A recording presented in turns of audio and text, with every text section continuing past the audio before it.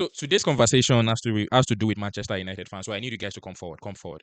Let us talk about what exactly is happening. Yesterday, I had a proper praise for Michael Carrick for a good job done. Because it is not easy for a manager to come in as an interim, a caretaker, and pick up the team. A very very shaky team, a team that was not ready. A team that had no identity, to pick them up from 11th position and to take them to third. And apparently, Manchester United right now are not just third, but they are quite sitting comfortably in third. There was a point in time, it was Chelsea, it was Aston Villa that were, shuffling between the third and fourth position. But right now, Michael Carrick has done, But the reason why we're having this conversation today is because of the studio conversation that Roy Keane, right? Roy Keane had in the Sky Sports studio. So while me, I'm full of praises for Michael Carrick, even though I'm not a Manchester United fan, but at least I am able to recognize the good work he has done. Michael Carrick Roy Keane on the other hand, forgive me, right, is looking at it from another angle, and that is exactly what we want to dissect today.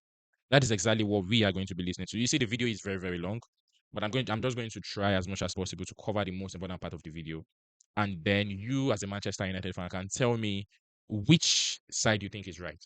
Is it that Roy Keane is biased, or is Roy Keane actually factual about the situation of things? So let me start right now by playing the video, and then we get into the conversation proper. They finished in third place this season from where they finished last season, from where they were when he came in, and they put in that kind of performance against their Champions League rivals. Did they seriously consider giving him the job? I would have thought so, yeah. Would you? No. Why not? I think there's better options out there. I think the games where he's come in terms of winning football matches, he's done a very good job. He's obviously simplified things, but there's been no jeopardy in other games. Had 3 weeks to prepare for the matches. It's been good timing for him to go in there, and he's done a very good job. I take my hat off to him. I mean, if he does get a job in the summer, he said, listen, good luck to you. But I think there's far better options out there for the next manager of Man United. If Carrick had been mentioned 3 months ago, you would have been locked up to be the next United manager. We would have said he wasn't even the reckoning. But timing, he's got the opportunity, he's done a very good job. I think there's better options out there. Simple as that, but he's done a very good job. United are searching out to be in the Champions League, of course. But United, obviously, making the decisions there, will have to go out and interview people and see what's out there. If he's winning... So let me quickly cover this part of the video. Roy Keane is saying that, Michael Carrick has more or less like an easy job on his hands, simply because of the fact that, one, he's not playing in too many competitions and he has about 3 weeks to prepare. So why not just go ahead and win the match? Eventually, if you are going to be playing after 3 weeks, supposedly, right? And also, he is mentioning that he has come in at the right time.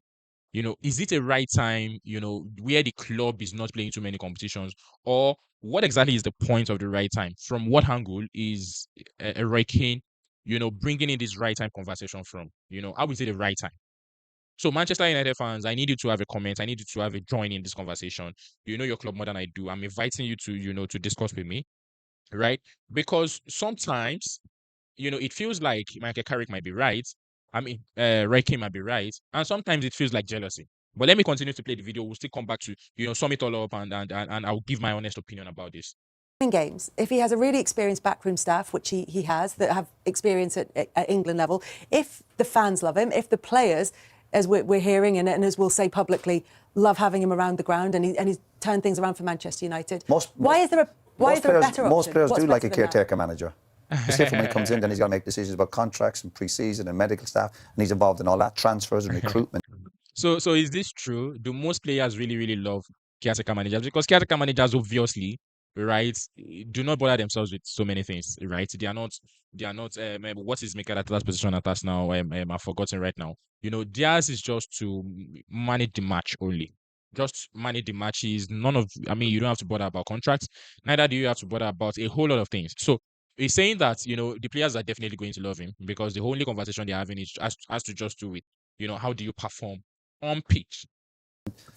His job the last few months, obviously, has been to win football matches. I know that's a manager's job anyway, but he's not had any distractions, even as a manager. And of course, he's done it. I'll give him credit for that. But if he's given a job, then there's different responsibilities for him. And I think to manage Man United, I think you need someone with a lot more experience in terms of winning trophies, competing in Europe, and he hasn't got that. He might have it in a few years, and he might be in the mix then. But the fact he's winning football matches at the moment, of course, gives him a great chance. But I think if he becomes permanent manager, and all this chat that everyone loves him, I don't know if they were loving him last week when they couldn't beat Newcastle with 10 men. There's a game you can look at and analyze and go, well, So let me come in here. Two things. First things first, as a Manchester United man, as a Manchester United fan, if it is not Carrick, who would you love to see as your manager? Please remember to drop into the comment section. I really want to hear from you. Okay, that said, the most important thing, or the way I would tackle this question for Ray Kane, this particular place sounds more like a jealousy, but I don't want to say jealousy, right? I just want to say that maybe it's critical analysis. When Michael Carrick came in, he has been there about 2 or 3 months now, right? Since Ruben Amorim left. And in that time period, he has beaten Arsenal, Manchester City, Aston Villa, I think Liverpool as well. I can't remember in my head right now. Big boys has been beaten by, Michael Carrick. He has amassed enough points to take them from 11th to 3rd, right? And he has only lost a couple of matches, maybe 1 or 2 matches. And the one I can remember in my head right now also again is the one against Newcastle where they lost by 2 goals to 1. Newcastle picked up a red card. We understand the whole conversation. We understand. See, because a manager is good or because you have a better expectation of a manager or from a manager, does not immune them from actually dropping points at a point in time. It is the frequency by which they drop points that really matter, and that is what wins you the league or gives you the league. Arsenal has lost 3 matches this season. Is it 3 or 2 matches this season? Right? And we have drawn a couple as well. So you cannot have a perfect manager that will go throughout the season and not at least drop points. Even if it is not lost, they will drop.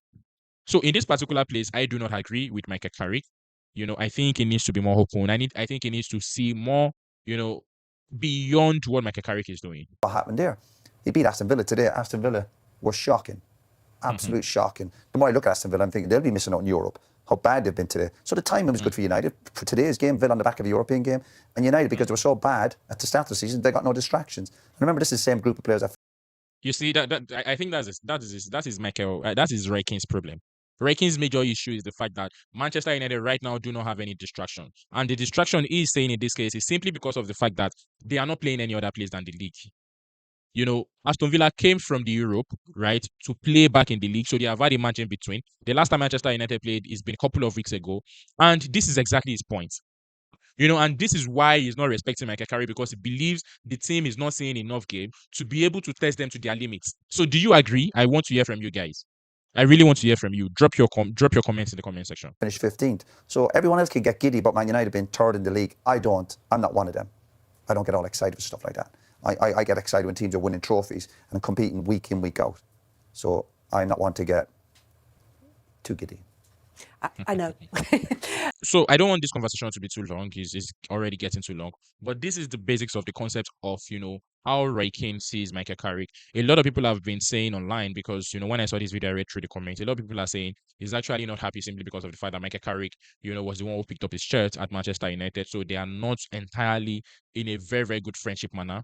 And also that if this was to be, Solskjaer, who has picked up the Manchester United job as a caretaker manager, that we would obviously not be hearing anything from, Ray Keane. So, guys, Manchester United fans and football lovers, what exactly are your opinions on this? What do you make of it? I want to hear from you. Let's have a conversation around it. Also, please, I'm going to be sharing, a QR code on this screen.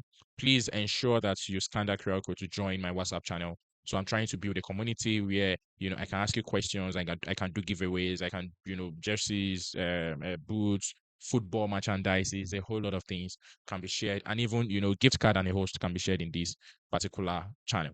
And also, more importantly, it would allow me to be able to ask you questions on what should I talk about next, so that you can be fully involved with the growth of the channel. So thank you guys. I'm going to see you in the next one.